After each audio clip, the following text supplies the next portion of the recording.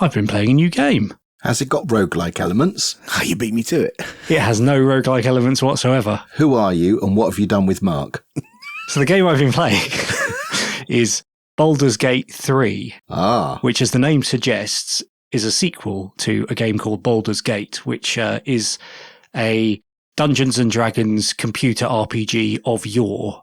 I think many would probably consider it the sort of quintessential Dungeons and Dragons game for computer. It spawned a sort of, I suppose, loosely connected universe of similar games in the sort of, I guess, was it the late 90s it first came out, early noughties, through to this day. And this is the latest after quite a while in the series. Having never seen it before, is this first-person perspective or isometric, or what does it look like? Well, the original Baldur's Gate was sort of fixed isometric view, sort of party RPG. So you've got your characters running around a map, and yeah, it's following them a sort of isometric view. This is a bit more 3D.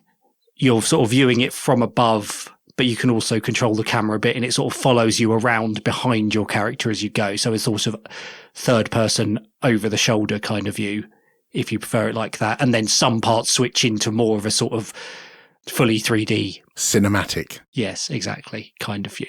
Does it require significant compute resources to play? Well, to answer that question, I'll tell you, I'm playing it on my Steam Deck. Ah, okay. Perfect. Modest then. Yes. So this is the first sort of AAA new release game that I've played on my Steam Deck. So I've played quite a few old big games, and I've played some newer sort of indie games that, you know, you'd expect to have lower requirements. But this is the first one, which is a big release with big sort of graphical options that I've bought and played on the Steam Deck. Okay, so if it's new and big, what are the storage requirements, and did that present any interesting hurdles? It didn't at first, but I discovered this week that basically I can have one big game like this on the Steam Deck at a time. Well, I could only load one cassette at a time on my Sinclair Spectrum, so, you know. I've got the 256 gig model of the Steam Deck, and the game itself is, I think, somewhere in the region of 90 gig. Wowzers. Right. Yes. So then when I tried to install another game to play, I realised that actually this was probably the time to buy an SD card. So, yes, now I can fit more than one game on at a time.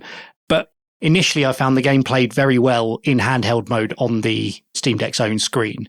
But quite a lot of the time I play with the Steam Deck plugged into my living room TV, which is a 42-inch 4K display. And that wasn't great. Driving it at 4K? No.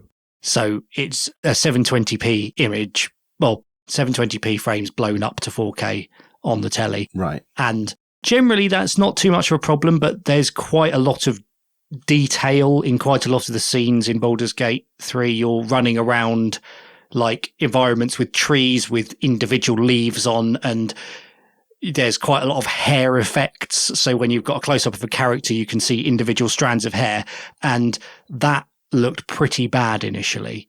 You could see sort of like the edges of all of this detail, and it wasn't rendered particularly well. But then they released a patch which added support for something called, ready for this, Fidelity FX Super Resolution 2.2. I am familiar with this technology. Wow. This is an AMD technology. I think we might have Yes. spoken about NVIDIA's equivalent in the past as well. This is basically, rather than the GPU rendering higher quality frames, it renders lower quality frames and then uses machine learning to upscale them, because that's apparently an easier thing to do now. Yeah. So I think the NVIDIA solution talks about machine learning, but the AMD solution uses like temporal frame analysis to do all of this stuff. So Right. I don't think they make any sort of machine learning claims in their literature, but the effect is the same. Render Yes. at a lower resolution, which it can do quickly, and then upscale the result to Yes. try and give you better fidelity. Yeah. So with this turned on, my world was changed, and suddenly Oh. it looks brilliant. Oh, All of these sort of artifacts around the edges of all of the detail are gone, and everything looks brilliant, which I'm still not sure quite why, because at the end of the day, I'm still displaying a 720p frame blown up onto a 4K telly. I don't know if it's just that with this in place, the TV can then do a better job of upscaling itself without it being so janky or whether something else is happening that I just don't understand. But anyway, I was really impressed with this. So to be clear, that you're saying it's not possible for the Steam Deck to render 4K directly to your telly via the USB port? I think it might be possible, but the games don't let you set them higher than 720. So if I go into desktop mode, right, I can display the desktop in 4K. But if I'm in the game and I go into the graphics settings, the highest resolution option, the only resolution option I have is 720. Is that because you're mirroring what's on is it showing both on the local display and on the TV at the same time? No, only on the TV. The internal screen turns off when I plug it in, when I'm in gaming mode. Interesting. I would have expected as soon as you plug an external display in for it to, ramp the CPU and GPU up and the fan starts spinning more and you get more pixels. I guess you're still limited by what the Steam Deck can do, and it can't do a lot more than it can display on the internal screen. Yeah, I had heard that Valve had a hand in helping ensure that game worked on release day on the Steam Deck. So maybe there's some Steam Deck specific code path in there to say, don't offer a resolution that's, not going to end well. Right. Yeah. Interesting. Yeah. But generally speaking, it's a lot of fun as a game. I mean, I'm a fan of other people playing Dungeons and Dragons. I've tried it a couple of times myself, and I suppose I've probably never had the right group of people to play it with, but I like listening to other people playing it. And playing this game gives me that kind of same experience of enjoying the story and little sort of episodic chunks of it as you explore around. It's quite a dense game. You can move around and you just go, I'll just go that way, and then you discover something interesting which will give you a little bit for an hour, and then you can just sort of save and go and do something else and come back the next day and have another little adventure. And it's managed to integrate the kind of dice rolling mechanic of Dungeons and Dragons quite well into the game itself without it being too much of a chore. It lets you solve problems in your own way, but you have to have a character with enough skill and enough luck, let's say, to achieve what you're trying to do. So each option has a difficulty, and then you have to perform a dice roll to beat that difficulty, but your character may have traits which make it a bit easier for them, or you might have come across something that lets you have a bonus on that roll or something like that, which is quite nice. I like the way they've integrated that. Is it linear or quite open world? It's somewhere in between. I mean, there's a linear story, but there's a few paths that you can take, and you could either just follow straight through that story, or you can meander off and find side quests and things like that. Nice. How much was it? Somewhere in the region of 50 quid, I think. Right. And using my metric of if I play for more than an hour per pound I spend, it's a good game, I'm well on my way already to this being a very good game. Excellent. I hear by many people's account that this is sort of a contender for game of 2023, all things considered. I would certainly say so. It's my game of 2023. Okay, that's an endorsement right there. I've been going LoCo in Ubuntu. Oh, not Acapulco? No, wrong. Not Acapulco. No. So there's been an initiative in the community team at Canonical to reboot the LoCo project.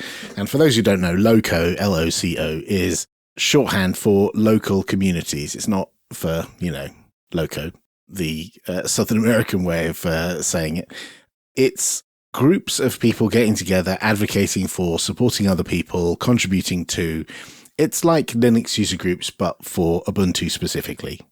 And they're generally geographically confined to a state or country or city or island or whatever.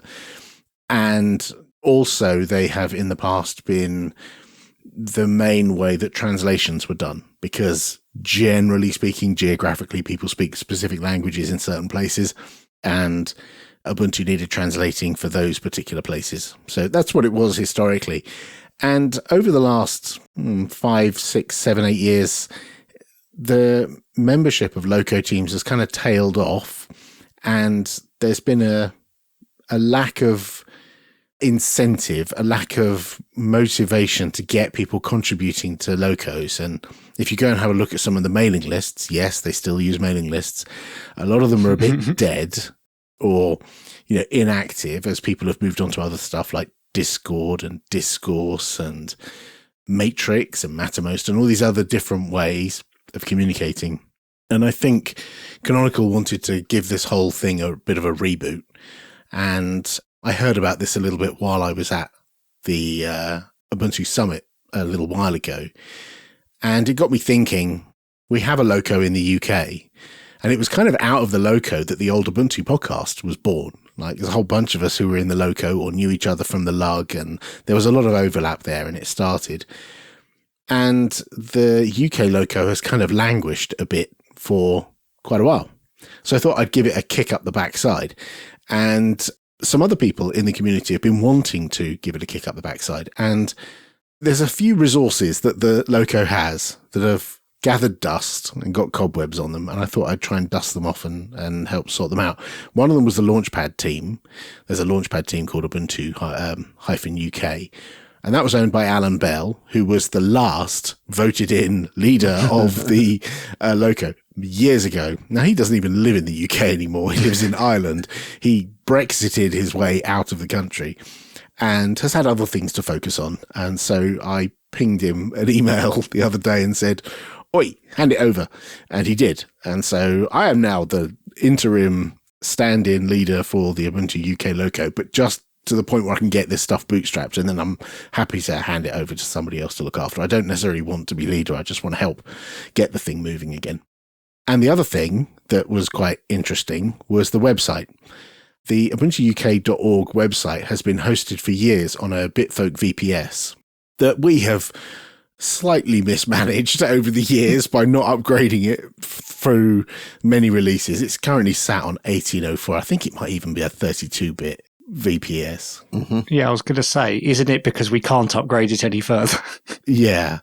And, you know, we could reprovision, but it's just time and effort migrating because the old podcasts files are still on there as well. And so, you know, nobody's really had the time or motivation to do it. It's kind of frozen in Aspic, the server. And we had to shut down the WordPress install because it was getting out of date and crusty and was getting spam. So I thought, right, let's take the bull by the horns and fix this. So I had a chat with Martin, and he's all about GitHub Actions. So given that I've played with Hugo a little bit, I thought, I know, I'll just spin up a static site using Hugo and deploy it with GitHub Actions to the free hosting on GitHub, because that's an easy way for people to contribute. Anyone can drive by, fix a typo or add a post or something, because Hugo is relatively straightforward to use, and just let the automation inside GitHub publish the site once pages have been reviewed. You're still quite new to using GitHub Actions, so how did you find all of that process? It was interesting that I could just copy and paste somebody else's example. If you do a search for, you know, GitHub Actions deploy and stuff, you find it on the Hugo website. The Hugo website is gohugo.io, and there's a page there all about how to deploy using GitHub Actions, and literally copy and paste the example in, and it immediately worked. It's just, I had a website straight away. It was minutes to get started. It was more difficult futzing around with the Hugo theme and trying to, I spent more time looking for a theme than I did like figuring out how GitHub Actions work. Yeah, my experience with Hugo and GitHub Actions is similar in that I never could quite get my head around how that whole Jekyll process was supposed to work when you use Jekyll to publish to GitHub pages. But the Hugo integration is just mega simple. It was just literally, as you say, copy the example and it just worked. So I had a basic, literally, it was hello world, you know. It just said Ubuntu UK and there was not a lot more.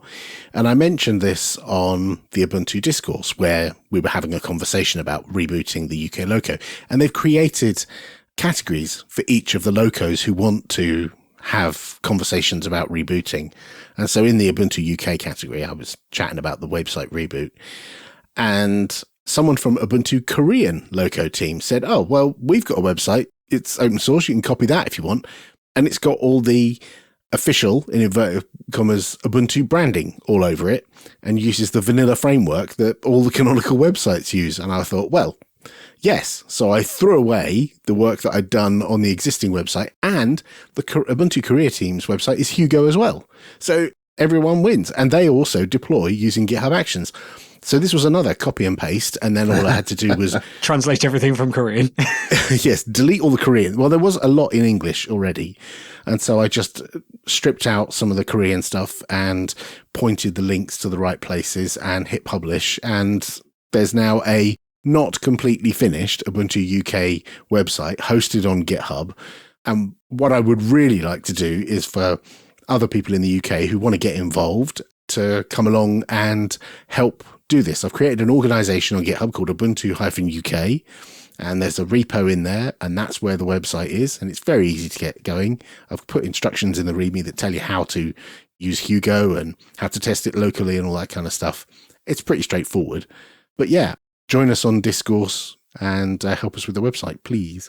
So that's all very interesting. So there's a nice shiny new website now. I think I've been a member of the Ubuntu UK Launchpad group for, I don't know, over a decade, but I don't know what that means. So now there is a website. What sort of things could people promote and get involved in and nurture for the UK LoCo? You are one of 1,000+ people who are members of that Ubuntu UK LoCo team on Launchpad. And it's all the usual stuff. Like it could go from organizing translations or having a bug drive or doing testing before a release, all the usual stuff that we talk about. All of this is detailed on the Ubuntu Wiki, ways to get involved.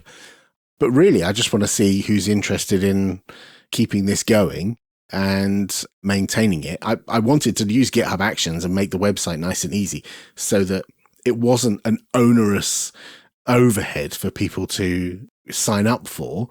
But all the other stuff is just, do what you normally do, file bugs, triage bugs, get involved in whatever way is appropriate. If someone out there could do us an Ubuntu UK LoCo logo that fits the style that the Ubuntu logo is, a kind of vertical with the logo at the bottom of the vertical rectangle. If you go to the link that will be in the show notes, you'll probably see it. Maybe by the time you hear this, someone who will have contributed a logo. I don't know. But I would love for people to jump on Discourse as well and join in the conversation and see what we can organize, whether it's in-person events or virtual or just, testing and contributing in the way that we've been contributing to Ubuntu for nearly 20 years now. I think it's an easy way to have a hobby, really. Linux Matters is part of the Late Night Linux family. If you enjoy the show, please consider supporting us and the rest of the Late Night Linux team using the PayPal or Patreon links at linuxmatters.sh/support. For $5 a month on Patreon, you can enjoy an ad-free feed of our show, or for $10, get access to all the Late Night Linux shows ad-free. You can get in touch with us via email, show@linuxmatters.sh, or chat with other listeners in our Telegram group. All the details are at linuxmatters.sh/contact. I am here to regale you with stories of yet more impure abominations from the world of NixOS. Uh-oh. Yeah, a couple of months ago, I think I was telling you about how I was running Flatpak or Flatpaks on NixOS, and today I'm running Snaps on NixOS too. Are they not going to cast you out of this NixOS community with your weird perversions of package managers on top of NixOS? Surely they want everyone to just use Nix the way it was intended. Yes, there's definitely an army of people that would subscribe to that. And certainly there is a lot of benefit to doing that. And by and large, I do subscribe to using Nix to fully create a pure environment. But you know what? There's just sometimes interesting software out there that you want to get, and it's maybe not in Nix packages. And so enter Flatpak, AppImage, and now Snap as a way to supplement your available software library. Do I understand correctly that you could already build snaps on NixOS, but you couldn't run them?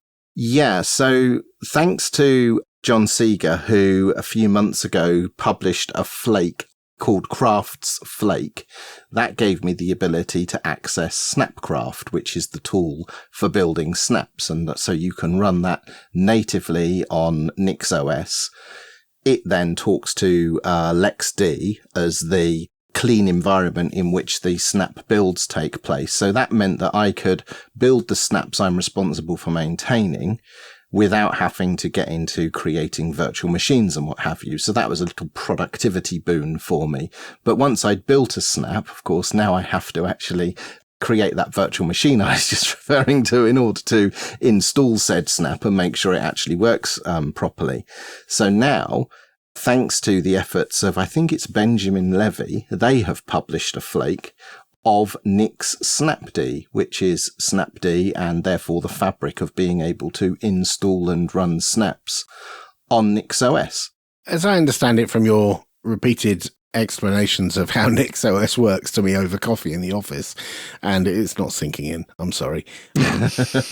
You have this whole system where you can like go to a directory and all the right software is available to you in that folder for that activity that you want to do, whether it's software development or playing a game or whatever, right? Right. If you install this Snapd flake, does that mean Snapd is only available in certain circumstances, or is it available at all times anywhere? Okay, so that's a good question. There is a couple of ways that you can use Nix. And what you were describing initially there, where you said you can go to a directory and software is magically temporarily available, that's using Nix shells, where if you have a development project you're working on, I have something that I'm working on in Rust at the moment, it can declare all of the software I need to build and run that application. And when I'm in that directory working on that project, that software is available to me. And as soon as I wander off elsewhere on the system, it magically vanishes from my system.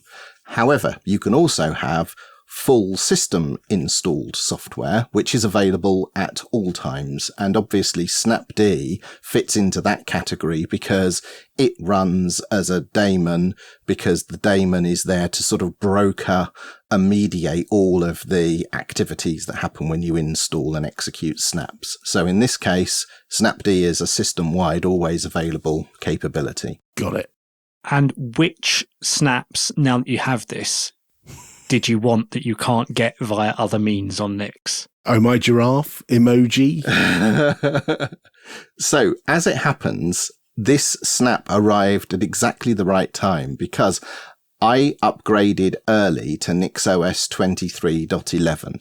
So the version numbers of NixOS are just like Ubuntu. It's year.month, and they're 1 month offset from Ubuntu releases. And I upgraded, I think, 3 weeks before the actual release. And one of the bits of software that I use daily is GitKraken. And in that in-development version of NixOS, that version of GitKraken is broken. And it doesn't work properly. And so I had a sad face. Now, the day that I did this flake of Snapd was published. And Axsoft, the vendor for GitKraken, publish a snap. So I install Snapd on NixOS and then I snap install GitKraken and I get the current version of GitKraken and all my woes are solved because it's all working for me. Can I ask an awkward question? You can. Which I think I'm going to channel from the NixOS people who are listening to this. Why didn't you spend the time fixing the flake or fixing the Nix native package rather than go off-piste and install this Snapd abomination? That was your words. You said that, not me. So I have done what you've suggested. I have worked on a PR to fix GitKraken, but that has to go through a whole approval process. And in the meantime, I've still got a broken GitKraken. So I did fix it and I had what's called an overlay. But you know what? I've got choices now. I can just install the snap and get it authoritatively from the vendor. So why not do that? It's just another way to solve the problem. I tried the Flatpak as well, which also worked, but the theming was busted because that's a thing still apparently. So that's why I used the snap as my interim solution. And if the theming is busted with Flatpaks, does everything work okay with snaps? Or have you come across any other rough edges? No, it works perfectly fine. As it happens, GitKraken is a classic snap. So really, it's just running as an isolated application like every other NixOS application. Interesting. So do you think you're just going to use this as an emergency escape hatch for when NixOS packages break, which I'm sure that doesn't happen very often, and this was an edge case. Mm-hmm. Or do you think you're going to use this ongoing for maybe other applications that are more readily up to date or available as Snap App Image or Flatpaks? I don't know. I think I'll use it in my tool belt in case I need something that's only available as a snap. There is one big caveat to this current implementation in that there is no confinement. So if you're used to running snaps on most other platforms, you get full confinement, and that's currently disabled. I did see, just prior to recording this episode of the podcast, the creator of this Nix implementation of Snapd has some patches now which compile with AppArmor enabled, and I've done a little reading to see that there are capabilities within NixOS to enable AppArmor at a system level as well. So it may be possible that they can be fully confined at some point in the future. But for now, it's just another great way for me to get software that isn't available anywhere else. For example, Defold. Oh, tell me more about Defold, Martin. Well, I have a friend of mine who was listening very keenly when I said I like the Defold game engine. It's fantastic. And they conveniently made a snap of it, which you can find at snapcraft.io/Defold. And I am here to tell you it works brilliantly on NixOS as a snap. Oh, that's good to hear. Yeah, I made that. So, Thank you. Yeah, neat.